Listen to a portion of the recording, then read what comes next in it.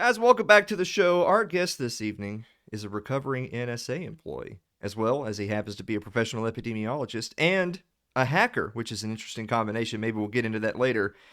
Greg Carpenter, welcome to the show. Thanks very much, Alan. Now, Greg, you sent me a bio that was like 3 pages long. Did you want to get into any of that, or do you want to just jump right into the interview? Actually, I'm trying to quit, just like my time at NSA. I really do need to get over that stuff. But no, in reality, I can do a little bit of that. I do epidemiology analysis for the Centers for Disease Control. That means studying and analyzing diseases like COVID. I was on contract with them for a long time, analyzing COVID deaths, morbidity, mortality, as well as doing cyber hacking for a number of organizations, to include the United Nations and Defense Department. Wow. Well, as you heard here, a number of organizations, I'm assuming, is not the Russians or the Chinese, so I don't care who you hacked. It doesn't bother me one bit. Yeah, at least you're open-minded about it. That's good. Okay. Well, I want to set the stage here for the audience a little bit because Greg and I have gotten to know each other a little bit over the last year or two. And the stage is this: the calendar year is turning from 2019 to 2020. And here at Alan Mosley TV, we're getting ready to celebrate the 100th episode of It's Too Late with Alan Mosley. And my friend Gregory Carpenter says, Alan, I was going to come to the show, but I can't make it. I got called into work. It's all hands on deck because there's something really big coming down the pipe. And that big thing turned out to be COVID-19. So I'm going to start there. I know we discussed this the other night a little bit, but we're doing it on the big show. From the time that you arrived, wiping the sleep from your eyes, saying, why am I having to run back into work? I had vacation planned. From the time that you arrived to today, when did you first realize that things weren't quite all as they seemed as it pertained to this new pandemic? It took about 2 hours after I got into the office. That's really all it was. It was pretty simple. There was a lot of information already about what was going on, about what the Chinese had researched, what they understood, as well as some of the other scientists. For example, in India, a paper was already published about that already. And we had learned that they had identified HIV receptors in the spike proteins. That actually is true. They were forced to redact the paper. CDC and WHO put a lot of pressure on them to do that. But in fact, they were right.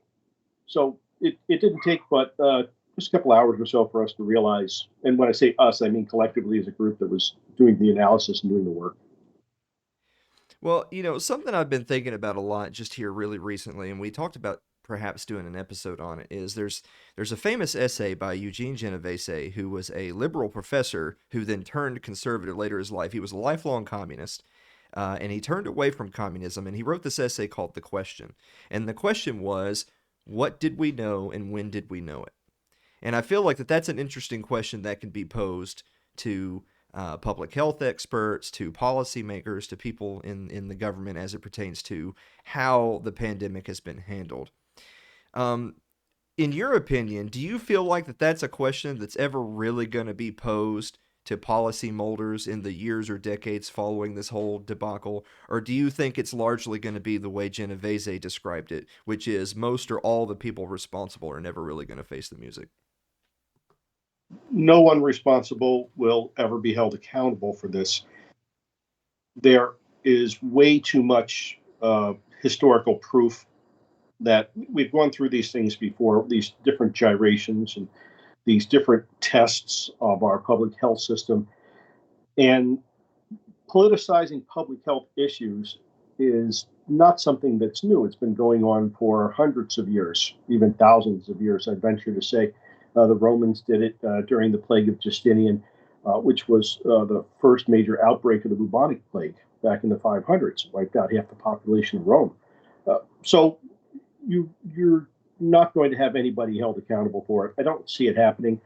And I see that if one group or another, not identifying which is which or which is good or which is bad, I don't think either of them is intrinsically good. But neither group will highlight the activities of another group or hold them accountable, because that draws into question or can bring to light their misdeeds of the past. Now, now that's an interesting point that you started off with there, because I think most people kind of operate with this sort of recency bias of whatever era I'm living in, whatever challenges I'm facing, they're somehow uniquely great and terrible, and that this never happened before. Everything is always novel.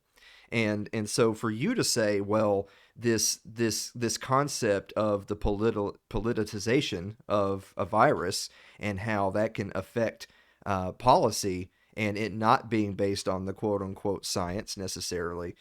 You say that that's absolutely not a recent phenomenon, but I think a lot of your social media treaders circa 2022 would say, oh, well, this, I don't recall this. I'm X years old and I've lived through Y and Z, and I just don't recall things being of this magnitude. Would you at least say that maybe it's fair to say that, we've had SARS and we've had bird flu and swine flu and things like that. But for whatever reason, this particular pandemic maybe maybe it presented the opportunity for some of the worst elements to let their authoritarianism pour forth. I think the current situation we're facing is a byproduct of test and evaluation over the years. For example, you mentioned bird flu, Mm-hmm. H1N1, H3N5, numerous different types of type A influenzas. Then you have the Victoria strain of influenzas, which are the influenza Bs, that are actually much worse in many cases, as well as Ebola, we and SARS and MERS. And the public response to public health broadcasting of information about diseases has been measured in the last 20 years very carefully. That's how you get to a point where you understand where a virus that has such a very low case fatality rate, or in this case, you should start with infection fatality rate, is what we should be looking at right now, still because it's ongoing. But when you look at a disease like that in that manner, you'll know how people are going to react to different ideas and thoughts that you want to push forward. And this isn't a conspiracy theory. This is just fact of what was done before, what was measured, and where we're at now. And you can see where our responses. Remember what happened with Ebola? It was the deadliest of deadliest. It was going to kill everyone. It could live on the surface, hard surface, for 30 days. Don't go outside. Don't touch anything. People were conditioned to understand that, oh my God, there are things like that that could be this bad that will make me want to go hide inside. People started hiding inside during Ebola. They didn't want to face the possibility of contracting it. There was no cure for it. It was going to kill everybody. And nothing happened. And the same thing with the other diseases. And this isn't just a US response, this is a worldwide response. Now that last point right there, I think that's kind of part of it too. Is that we live in a social media world, and while that can on the one hand mean that you have instant communication and you're sharing this information worldwide at a lightning pace. On the other hand, that also means that you have opinion molders who have their finger on the button and they can determine whose ideas, whose messages, whose even propaganda, if I should dare say, is at the top of your feed, and who has their voice lost in the crowd, if not flat out are deplatformed. So I'll take a quick turn there before we move on to some of the COVID-19 specifics. When you think of the Dr. Bhattacharya's, all the people involved with the Great Barrington Declaration. You think of the Dr. McCulloughs and the Dr. Malones, and some of the issues that they've had with social media. So we'll kind of circle back. Is that more of a symptom of modern day, or is that again always been the case? Has there always been silencing of experts who did not fit the regime narrative? Dr. Skousen, back in 1961, wrote a book called The Naked Communist. And in that book, he pointed out the 45 goals of communism. One of is to control the minds of children. And this idea isn't lost solely on communism, it's lost to progressivism, liberalism, or any group of people that wants to change a society, they get in and they control the minds of the young children. And they do this by putting teachers in place, by changing curriculum, by creating art that is not art. Uh, you can look at some of the junk from the 1950s. Who was it? Jackson Pollock, right? All of his art was funded by the CIA because it was supposed to show the new creative, limitless bounds of Western art and show how the communist or Soviet perspective really stunk. And it was to teach them, to give them propaganda, to undermine their education system in the same way they were undermining ours. Fast forward 30, 40, 50 years, and we're to the point now where numerous different groups are subverting the minds of the young children and teaching them what is acceptable, what is normal. Even the word normal is just a recently created concept in medicine. Back in the 1880s, 1890s, I think, there wasn't normal before that because nothing is normal. So we're looking at a world of propaganda, misinformation, disinformation, a combination of that, um, as well as people who are willingly going into this. Their own personal internal biases are things that are very strong drivers for people. You don't want to be wrong. You want to be able to at least spout off your point and be the expert in the room, and at least in the mind of young people, because that's what they've been taught. And that's what exactly what you're seeing on social media these days. These people who are just putting ideas out there, thoughts out there. Second point to that is that follow the money. There used to be an office, or there probably still is, when I used to work up in the federal government, called Follow the Money. And it always goes back to a single point of failure. When you're looking at identifying who's driving change, you look at who funded change. The fall of the Soviet Union. Who funded all of the bonds that flooded the New York stock market in 1991 to bring down the Soviet Union? George Soros. He was helping. He was helping the Republicans to bring down the Russians. That's money, and then it's a little detracted from the COVID thing, but I think it serves the point that whoever has the money wins. Hmm. Well, let's move on to some of the I think some of the biggest hot button things that have been in the public eye for the last, I mean, gosh, I guess going on almost 2 years now. I think three of the things that stand out to people specifically of COVID is masks, social distancing, vaccines.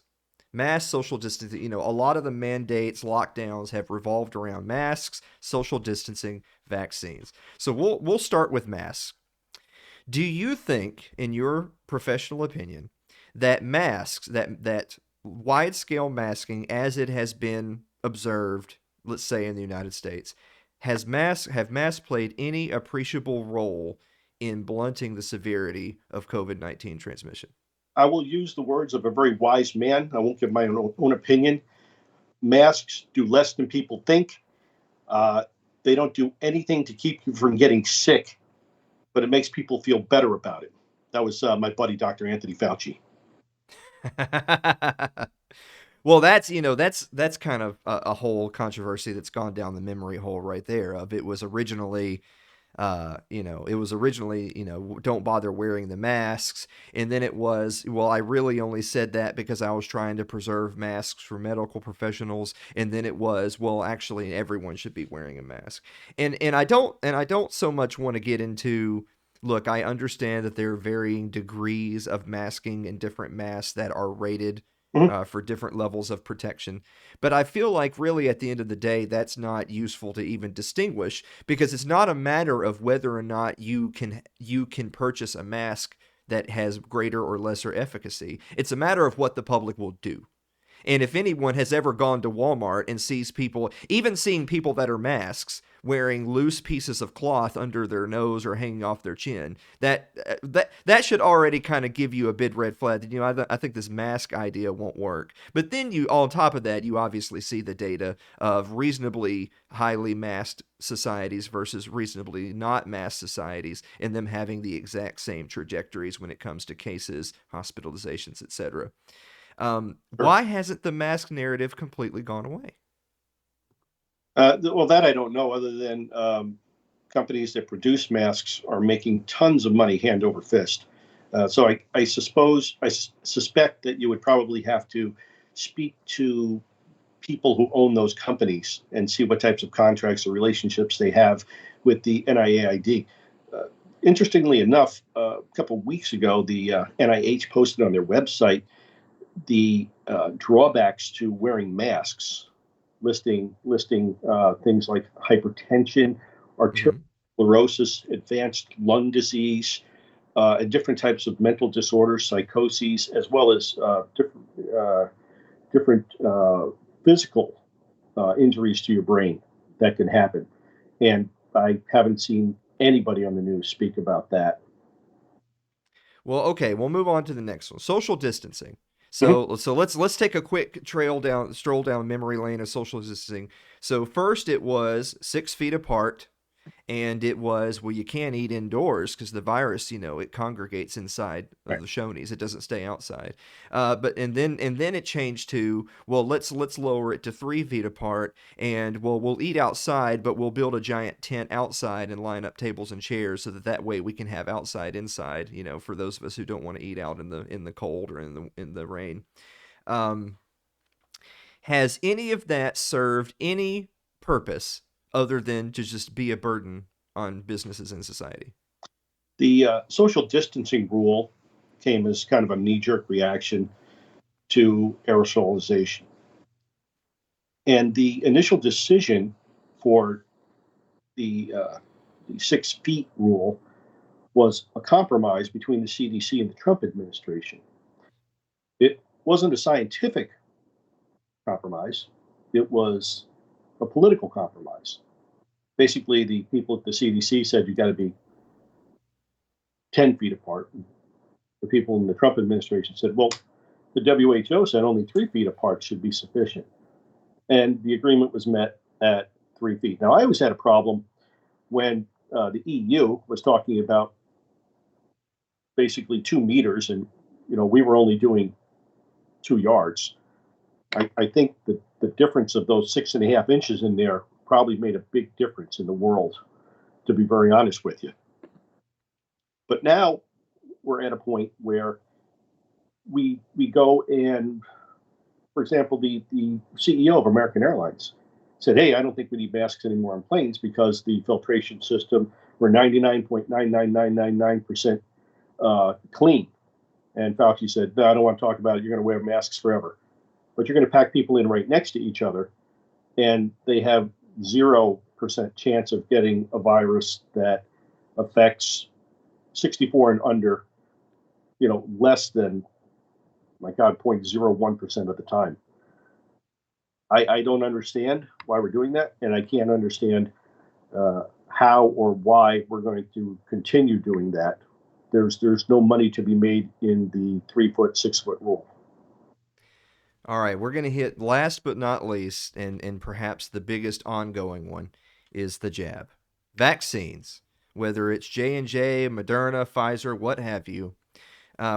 We unless you want to, we're not going to so much get into the nuanced differences between the different vaccines that are available. So much to say vaccine policy as a whole.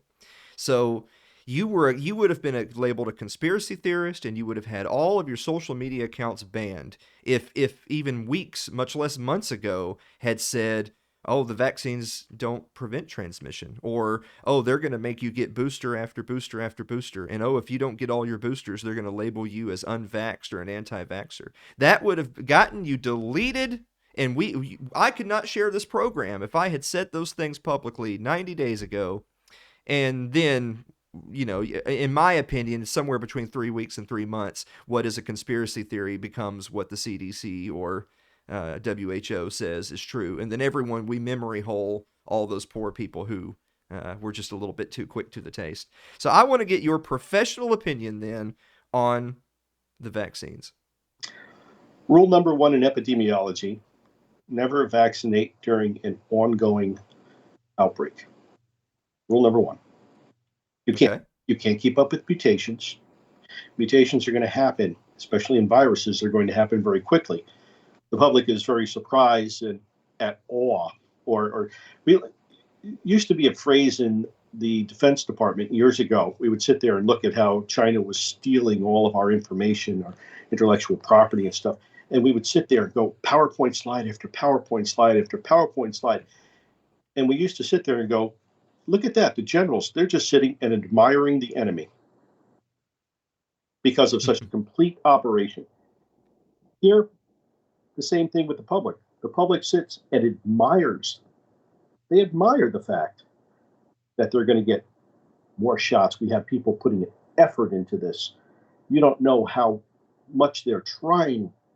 Well, trying doesn't cut it in epidemiology. It's either do or you don't. When you start to introduce modifications to a disease, it mutates. Here, the public is really enamored with the fact that how fast this virus is mutating. Part of that can be drawn back to the initial, where we introduced vaccinations as a variant causing possibility. We don't know if that's the case or not yet. There seems to be some genetic linkage in the makeup of these new variants that make that a possibility. It looks like it has gone to mice and then come back to humans as another possibility. That wouldn't have happened. Odds are that wouldn't have happened. I mean, big numbers. If we didn't introduce modifications, this is how we got Omicron. It came back from mice, is what it looks like. Uh, the additional uh, uh, modification of your genetics is, and what it is gene therapy. By definition, what you're being given is gene therapy. It's not a vaccination. Um, by what's happening here, the nucleus in each of the cells in your body when you receive two shots actually fills with the spike protein from the vaccine itself. It has to be the full length spike protein, not the partial, three quarters, the halves that actually occur in nature naturally on the virus, but the full length that's provided in the vaccinations. And what that does, it inhibits synthesis of proteins. That stops your immune system flat out. Basically, we're seeing people with immunoglobulin M levels, which is your long term antibodies in your body that have already recognized the disease and have been developed to fight it long term. We're finding people that after they get the two shots, their immunoglobulin M level is 260, 270, somewhere very, very high. And then it immediately starts to drop. And by that 6 month period, you could have people with an antibody level of 16. Research in November pointed that out, which is why you had to push for the booster shots that came in so strongly. Because if we give you more of the same thing that doesn't work long term, we'll get more money. I mean, it'll help you. Sorry, for a longer time. Well, we're almost out of time here, so I wanna turn us to one last thing, which is the eternal debate of stupid versus evil. There's that old phrase, never attribute to malice what can be explained by incompetence. Public health policy as a whole, and we'll just stay in the United States for this, since that's where we are. Public health policy as a whole, as we've discussed this evening, is not just not been effective, but in many ways arguably has been counterproductive over the course of 16, 18, 20 plus months at this point. And you're talking about um, people trying to reinvent the wheel, making decisions that fly in the face of what has been established science in the fields of epidemiology and virology for decades. In your opinion, and I know that this is a big hypothetical, but in your opinion, do you think that these decisions taken on the whole have been made by well-intentioned people who've got things terribly wrong, or people way too smart to be this wrong that had ulterior motives? That's an interesting question pertaining to this specific um, epoch in American history. We will talk about the previous biological chemical testing of weapons on U.S. citizens and people around the world conducted by our government for our benefit. Um, I think you only need to go back to the 80s to see when Dr. Fauci was put in charge of the NIAID and the stack of ethics violations that he accumulated for conducting AIDS research on foster children and others. No informed consent, no knowledge of it, no any type of adult intervention which allowed people to opt these children out of this treatment. No, they were all. I mean, I think there's a certain level of dum dum that happens everywhere and anywhere, and in this case, I would go back to the money aspect of it. Fauci's out touting for medications as part of the treatment plan that don't save lives. Why? Because of his previous connections with Donald Rumsfeld and other people that sit on the board of directors of some of these pharmaceutical companies. The FDA gets 45% of its funding from the pharmaceutical companies. Pfizer is a prime sponsor of Fox News, CNN, MSNBC, the Today Show, you name it. They're pumping tons of money into that. Pfizer's also the the had the largest payout of any ethics violation of any pharmaceutical company, $2.3 billion. But that's all a drop in the bucket for what's really at play. That's the big money. The big money in medicine, it's based on this premise. A patient cured is a patient lost. And I'll leave it there. All right, well that's a good place to leave it. I'll make one more quick comment. We missed you at episode 100, but are you going to be joining us for the fourth annual It's Too Late live show in June? So that is the plan, barring any type of work requirements again. I would definitely like to be there in June. Yes. All right. Well, you heard it here first, folks. That come to the fourth annual It's Too Late live show. Greg will be there. We're gonna have a stand set up. He's gonna be sitting in there. It's gonna be like Lucy. There's gonna be a little 5 cent charge. You go up there and ask him all your epidemiological questions. Greg, this has been great, man. Thanks for coming on the show. Thank you, Alan.